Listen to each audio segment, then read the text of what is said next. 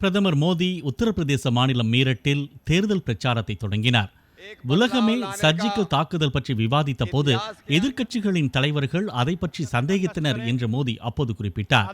பண மதிப்பு இழப்பு நடவடிக்கை காரணமாக 70 ஆண்டுகளாக பணத்தை பதுக்கி வைத்திருந்தவர்கள் அவற்றை வங்கியில் டெபாசிட் செய்ய வேண்டியதாயிற்று என்றும் அவர் கூறினார்.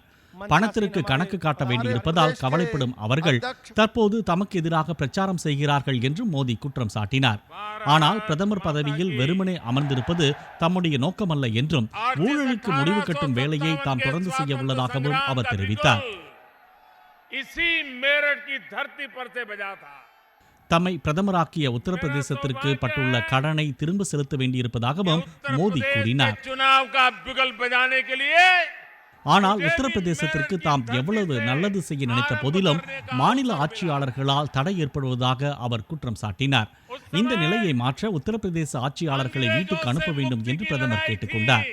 உத்தரப்பிரதேசத்தில் பாஜக ஆட்சிக்கு வந்தால் விவசாயிகளுக்கு சர்க்கரை ஆலைகள் தர வேண்டிய நிலுவைத் தொகையை 14 நாட்களில் பெற்றுத்தர நடவடிக்கை எடுக்கப்படும் என்றும் பிரதமர் மோடி உறுதியளித்தார்.